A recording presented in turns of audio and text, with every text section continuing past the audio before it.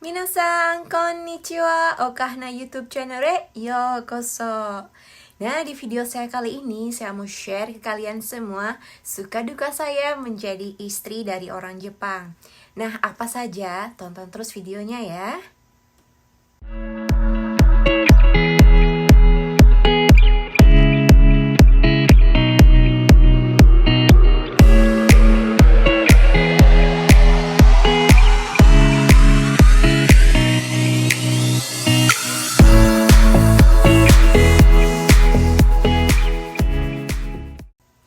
Nah, teman-teman, untuk menikah dengan orang yang berbeda kebangsaan dengan kita itu sangat tidak mudah ya, teman-teman.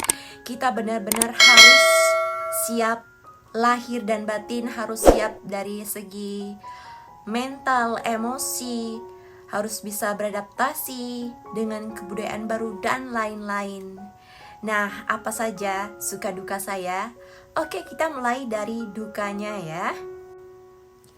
Yang pertama itu sangat ribet sekali mengurus surat-surat pernikahan sampai visa saya untuk tinggal di Jepang itu keluar ya teman-teman. Dan karena upacara pernikahan kami dilaksanakan di Bali, jadi suami harus masuk agama Hindu. Karena itu diadakan ritual acara Sudiwadani yang mana suami masuk Hindu. Dan suami juga mempunyai nama orang Bali. Yang kedua, di mana saya setelah datang ke Jepang, saya harus beradaptasi dengan makanan Jepang, di mana saya harus beradaptasi dengan kebudayaan yang berbeda, iklim yang berbeda, cara berpikir yang berbeda, lingkungan yang berbeda, dan masih banyak yang lainnya. Yang ketiga, yaitu jauh dari keluarga, sahabat, dan teman-teman kita karena kita tidak bisa leluasa pulang balik Jepang, Indonesia, dan begitu pun sebaliknya karena jarak tempuh yang begitu jauh dan ongkos tentunya ya. Yang keempat, sebagian besar dari laki-laki Jepang itu atau suami orang Jepang itu sangat bekerja keras ya teman-teman, kerja dan kerja, karena kalau tidak kerja berarti tidak makan. Kadang-kadang kalau orang tidak mengerti, pasti sang istri akan merasakan yang namanya kesepian ya teman-teman. Begitupun halnya dengan saya ketika pasca pernikahan. Yang kelima, suami Jepang itu jujur, dingin ya teman-teman, tidak bisa romantis. Itu bukan berarti dia itu tidak sayang kepada istrinya, tapi tidak bisa mengungkapkan isi hatinya. Mereka lebih suka dengan tindakan, dengan bertanggung jawab penuh kepada keluarga, tidak ingin menyusahkan istrinya. Dan kadang-kadang kita jarang melihat pasangan suami istri bergandengan tangan di tempat-tempat umum, kecuali privasi baru. Nah, kalau orang yang tidak mengerti dengan hal itu, mungkin si istri akan bisa berpindah ke lain hati. Yang keenam, di Jepang itu diwajibkan serba mandiri.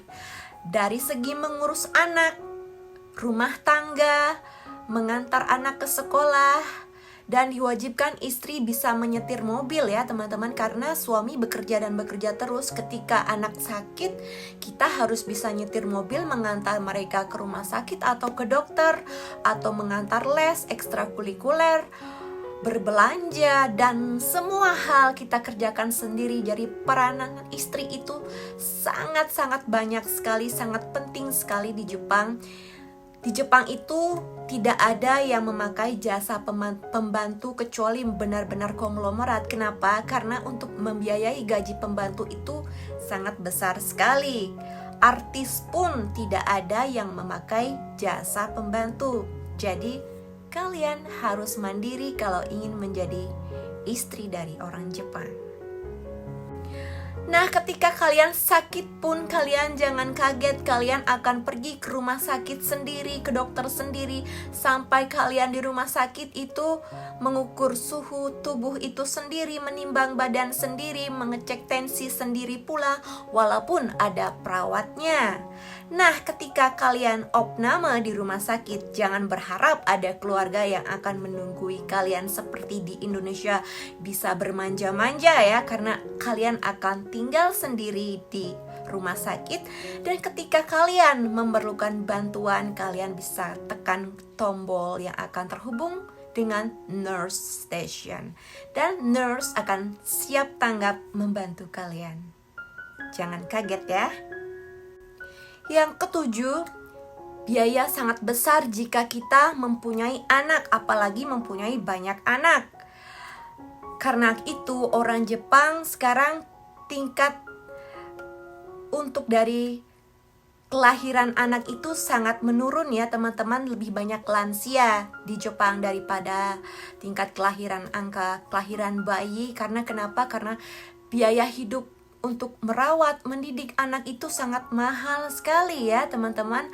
Apalagi jika anak-anak kita sudah masuk SMA. Mending kalau dia dapat SMA negeri mungkin biayanya agak sedikit murah. Kalau swasta per bulan harganya 5 juta 7 juta per bulan. Belum lagi mesti biaya transportasi lagi, naik kereta api, bus, atau mesti sewa apartemen jika sekolahnya jauh. Jadi kita harus bekerja keras. Yang kedelapan, kendala bahasa. Pertama kali saya datang ke Jepang itu bahasa Jepang saya tidak selancar sekarang. Karena itu sering sekali terjadi yang namanya misunderstanding, miskomunikasi. Bahasa Jepangnya itu kanchigai. Karena itu stres berat ya teman-teman.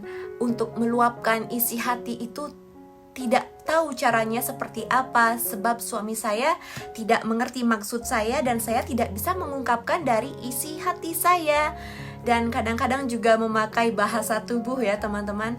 Dan karena faktor bahasa juga susah mencari pekerjaan yang baik bagi saya ya teman-teman, karena tidak bisa bahasa, tidak bisa baca dan tulis. Itu faktor dukanya bagi saya. Yang kesembilan, nah, dalam setiap rumah tangga itu pasti ada pernah yang namanya salah paham, cekcok atau apa ya teman-teman. Nah, karena tinggalnya jauh dari Indonesia, tidak bisa pulang untuk mengadu kepada orang tua, karena berpikir dua kali untuk mengadu ke orang tua ya, karena tidak ingin membuat orang tua itu menjadi khawatir. Karena itu ya dipendam sendiri. Yang ke-10, dulu waktu di Indonesia, di Bali, saya suka sekali yang namanya membuang sisa makanan. Dan itu sangat berbeda 180 derajat dengan Jepang ya teman-teman. Waktu pernikahan saya di Bali itu banyak sekali tamu-tamu, karena prasmanan banyak sekali tamu-tamu yang mengambil banyak sekali makanan di piring. Karena mungkin dilihatnya itu enak gitu ya, banyak sekali diambil di piring. Setelah makan karena tidak muat di perutnya, dibuang begitu saja, diletakkan begitu saja piringnya. Dan saya merasa hal itu terbiasa. Tetapi keluarga suami yang banyak waktu itu datang ke Bali juga menegur saya, kenapa makanannya dibuang? Kan itu sayang makanannya dibuang-buang. Mottainai, kata orang Jepang itu mottainai. Nah, setelah saya datang ke Jepang, tinggal di Jepang, baru saya merasakan yang namanya mottainai tentang makanan. Dan karena itu saya sangat menghargai makanan sekarang di Jepang. Walaupun sebutir nasi pun tidak akan pernah saya buang teman-teman. Dari situ saya bisa belajar yang namanya menghargai akan sesuatu. Nah, itu tadi 10 dukanya ya teman-teman. Sekarang saya akan mulai sukanya menikah dengan orang Jepang. Nah, apa saja? Oke. Suka yang pertama, kita akan lebih dihormati menjadi istri dari orang Jepang. dan lebih gampang lagi mencari berbagai pekerjaan dan mengurus surat-surat lebih gampang dan tidak ribet, apalagi kita sudah mempunyai visa permanen seperti saya. Yang kedua, bisa mempelajari dua kebudayaan yang berbeda. Bisa mempelajari sistem cara kerja orang Jepang, open-minded, on time-nya orang Jepang, keteraturan orang Jepang, kebersihannya, dan masih banyak hal-hal positif yang bisa kita ambil dari negeri Sakura ini. Dan anak-anak kita pun bisa mempunyai dua kebudayaan, mempelajari dua kebudayaan yang berbeda, dan bisa menguasai dua bahasa, yaitu bahasa Indonesia dan bahasa Jepang. Yang ketiga, kebanyakan suami Jepang itu tidak ribet, tidak overprotective. Seperti suami saya, membebaskan saya melakukan hal apapun asalkan itu positif. Dan yang paling enaknya, saya bisa memasak masakan apa saja untuk beliau, dan beliau akan memakannya asalkan masakan saya tidak pedas. Yang keempat, karena populasi kelahiran bayi di Jepang menurun dan tingkat populasi lansia itu meningkat, akhirnya pemerintah Jepang membantu biaya melahirkan di Jepang ya teman-teman. Dan juga anak-anak sampai umur kelas 3 SMP itu biaya pengobatan ketika sakit itu semuanya ditanggung pemerintah, kita tidak usah bayar. Bukan itu saja, setiap bulannya per anak itu mendapat jatah uang bulanan dari pemerintah sampai mereka kelas 3 SMP. Dan bukan itu saja, SD dan SMP itu sekolahnya gratis, kecuali biaya makan karena jam belajar di Jepang itu panjang dari pagi sampai sore. Lunchnya mereka itu di sekolah, kita cukup untuk membayar biaya dari lunch dari anak-anak.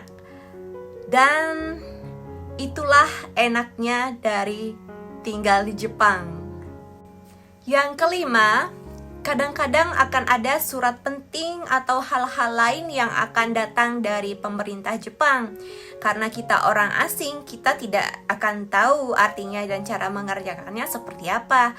Karena itu peran suami sangat penting sekali, terbantu sekali dalam hal-hal mengerjakan surat-surat resmi dan lain-lain ketika kita mempunyai suami orang Jepang.